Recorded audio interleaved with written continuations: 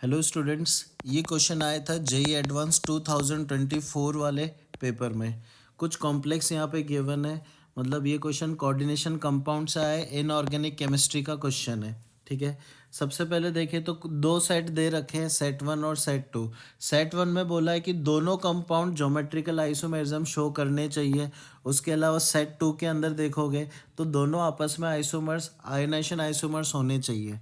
तो एक बार चेक करते हैं, ऑप्शन ए में चलते हैं। सबसे पहले जो ए ऑप्शन है उसमें अपने को कॉम्प्लेक्स दे रखा है NiCO4। तो NiCO4 अगर तुम लोग यहाँ पे देखोगे तो ये sp3 हाइब्रिडाइजेशन वाला कॉम्प्लेक्स है। इसका मतलब इसका जो शेप है वो है टेट्राहेड्रल, और टेट्राहेड्रल कॉम्प्लेक्स में ग्रुप्स इक्वल डिस्टेंस पे होते हैं तो वो जीआई शो नहीं करते हैं। तो अपने पास ये तो वैसे ही जीआई नहीं दिखा रहा है। लेकिन दूसरा अगर कॉम्प्लेक्स देखे, PdCl2 ट्राइफिनाइल फॉस्फीन वाला, दो लिगेंड दे रखे मोनोडेंटेड। इसका भी अगर तुम ज्योमेट्री निकालोगे, हाइब्रिडाइजेशन निकालोगे तो ये DsP2 आता है, और ये स्क्वायर प्लेनर कॉम्प्लेक्स है। और square planar complex GI show कर सकते हैं। तो एक बार इसको हम लोग चेक कर लेते हैं जीआई शो करेगा कि नहीं। तो इसको एक शॉर्ट फॉर्म में लिख के देखो तो ये Ma2B2 टाइप का कॉम्प्लेक्स है, जिसमें दो अलग अलग मोनोडेंटेड है, और ये जीआई शो करता है। तो एक बार स्ट्रक्चर बना के देख लेते हैं। तो स्क्वायर प्लेनर में अपने पास दो लिगेंड है, तो एक बार मैं दोनों लिगेंड, सेम लिगेंड्स को पास में रख देता हूँ, 90 डिग्री पे रख देता हूँ जिसमें डिस्टेंस पास में है। तो इसको बोल दो कि ये सिस फॉर्म हो गया। और एक और स्ट्रक्चर होगा जिसमें सेम लिगेंड को अपोजिट डायरेक्शन में रख सकते हैं। जैसे अगर ए के रिस्पेक्ट में बात करूँ तो दोनों ए 180 पे आ गए, दूर दूर हो गए। मतलब ये कौन सा फॉर्म हो गया, ट्रांसफॉर्म हो गया। तो ये जीआई शो कर रहा है। ठीक है। वही सेट टू के अंदर मैं आ जाऊँ तो सेट टू के अंदर आयनाइजेशन आइसोमर्स शो कर रहा है कि नहीं वो चेक करना है। तो दोनों में अगर तुम ध्यान से देखोगे तो यहाँ पे SO4 को अंदर लेके आ जाए अगर स्फीयर के अंदर, और Cl को बाहर निकाल दे, तो अपने पास दूसरा वाला स्ट्रक्चर बन जाएगा। और आयनाइजेशन आइसोमर्स वही होते हैं जो सॉल्यूशन में डिफरेंट आयंस फॉर्म करते हैं और मॉलिक्यूलर फॉर्मूला सेम होता है। तो यहाँ पे देखने को मिल रहा है कि ये दोनों का फॉर्मूला भी सेम है और दोनों डिफरेंट आयंस बनाएंगे। अपने पास पहला सॉल्यूशन के अंदर सल्फेट आयन देगा तो दूसरा सॉल्यूशन में क्लोराइड आयन देगा। मतलब ये आपस में आयोनाइजेशन आइसोमर्स है। तो सेट टू तो पूरा सही है। लेकिन सेट वन में दोनों जीआई नहीं दिखा रहे, सिर्फ एक जीआई दिखा रहा है, तो अपने पास ये गलत हो जाएगा। उसने बोला है सेट वन में दोनों जीआई शो करने चाहिए। ठीक है। तो आगे चलते हम लोग फिर ऑप्शन बी के अंदर। ऑप्शन बी में अपने पास सेट वन में ये कुछ कॉम्प्लेक्स दे रखा है। इसका अगर मैं जनरल फॉर्म लिखूं, कोऑर्डिनेशन नंबर 6 वाला कॉम्प्लेक्स है अपने पास, तो इसका जनरल फॉर्म लिखोगे तो इसको ऐसे लिख सकते हैं MAA A2B2, ये वाला कॉम्प्लेक्स है। एक बार ऑप्शन में देखो कि अपने पास एक तो बाइडेंटेड लिगेंड है यहाँ पे इथाइलिन डाइअमीन, और दो मोनोडेंटेड लिगेंड दे रखे हैं। तो मैंने जनरल फॉर्मूला उसका लिख दिया। क्योंकि ये अपने पास कोऑर्डिनेशन नंबर 6 वाला कॉम्प्लेक्स है, मतलब इसकी ज्योमेट्री कैसी होगी, ऑक्टाहेड्रल होगी, तो ये जीआई शो कर सकता है। तो एक बार चेक करते जीआई दिखाता है कि नहीं दिखाता है। तो मैं स्ट्रक्चर बना के दिखा देता हूँ आप लोग को। तो सबसे पहले बाइडेंटेड लिगेंड को मैं जोड़ देता हूँ, यहाँ पे अटैच कर दिया। ठीक है। उसके अलावा मोनोडेंटेड है अपने पास दो दो। तो ए को एक बार मैं अपोजिट डायरेक्शन में रख रहा हूँ, बी और बी को पास में रखा एक स्ट्रक्चर में। दूसरी स्ट्रक्चर में मैंने बाइडेंटेड लिगेंड को सेम उसी पोजीशन पे रखा। पहली स्ट्रक्चर में ए और ए एक दूसरे के अपोजिट आ रहे हैं, तो एक काम करता हूँ मैं दूसरी स्ट्रक्चर में ए और बी को एक दूसरे के अपोजिट कर लेता हूँ। ठीक है। फिर ऐसे ही तीसरी स्ट्रक्चर एक और होगी जिसमें बी और बी एक दूसरे के अपोजिट होगा। ठीक है। हमेशा ऐसा ट्राई करो कि नई स्ट्रक्चर बने।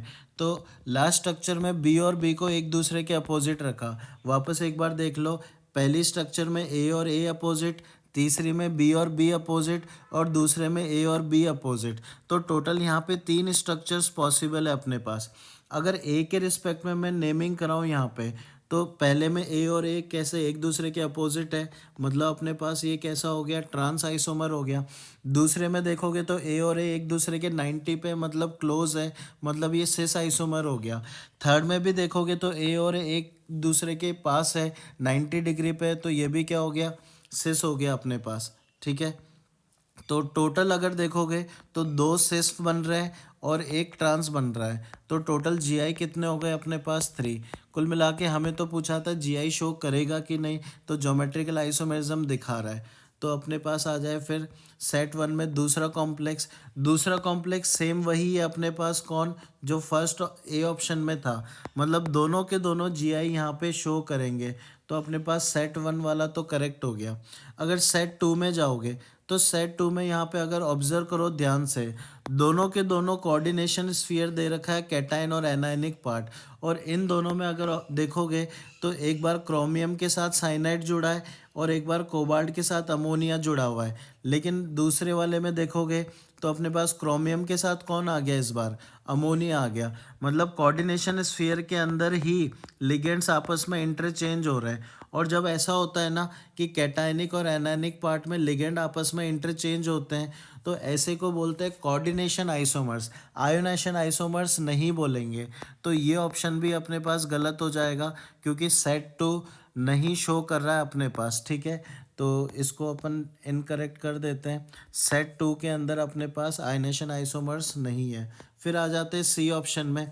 सी ऑप्शन में देखोगे तो अपने पास ये वाला कॉम्प्लेक्स दे रखा है, कोबाल्ट 3 अमोनिया और 3 अपने पास है NO2। तो एक बार चेक कर लेते हैं, ठीक है। तो ये सी ऑप्शन है। अगर जनरल फॉर्मूला लिखूंगा तो ये ऑक्टाहेड्रल ज्योमेट्री है, इसको MA3B3 लिख सकते हैं। 3 मोनोडेंटेड है डिफरेंट टाइप के। तो अगर इसका स्ट्रक्चर मैं ड्रॉ करूँ तो ये भी जीआई शो करता है। तो स्ट्रक्चर बना के एक बार हम लोग चेक कर लेते हैं। तो एक बार मैं पहले स्ट्रक्चर में कुछ ऐसे अरेंज कर रहा हूँ और एक बार दूसरे स्ट्रक्चर में जाओगे तो वहाँ पे अपने पास डिफरेंट अरेंजमेंट देखने को मिलता है। अगर तुमने पढ़ा होगा आइसोमेरिज्म के अंदर, तो यहाँ पे 2 जीआई देखने को मिलते हैं, जिसमें ए और ए तीनों लिगेंड एक दूसरे के एकदम 90 डिग्री पे होते हैं। इस आइसोमर को बोलते हैं फेशियल आइसोमर, या शॉर्ट फॉर्म इसका होता है फैक। और दूसरे में अपने पास जो तीनों ए है वो एक दूसरे के 90 पे नहीं है, तो इसका नाम होता है मेरिडियोनल। और मेरिडियोनल को शॉर्ट में अपन बोलते हैं मर। मतलब टोटल 2 स्ट्रक्चर्स पॉसिबल है, तो टोटल जीआई भी कितने हो गए अपने पास, 2। कुल मिला के जीआई शो कर रहा है, एक फेशियल और एक मेरिडियोनल है। तो सी ऑप्शन के अंदर वापस आ जाते हैं। तो ये वाला जो कॉम्प्लेक्स है वो तो जीआई दिखा रहा है। फिर अपने पास जो दूसरा कॉम्प्लेक्स है MAA होल ट्वाइस A2, ठीक है। 2 तो बाईडेंटेड है और 2 अपने पास है मोनोडेंटेड। तो इसका भी अपन एक बार जीआई देख लेते हैं कि शो करेगा कि नहीं करेगा। तो इसका अगर मैं जनरल फॉर्मूला लिखूं तो इसको लिखोगे MAA होल ट्वाइस A2। तो यहाँ पे भी ज्योमेट्रिकल आइसोमेरिज्म एक बार चेक कर लेते हैं, MAA होल ट्वाइस, ठीक है। तो इसका अगर तुम स्ट्रक्चर बनाओगे तो 2 बाईडेंटेड लिगेंड है अपने पास, 2 बाईडेंटेड लिगेंड है।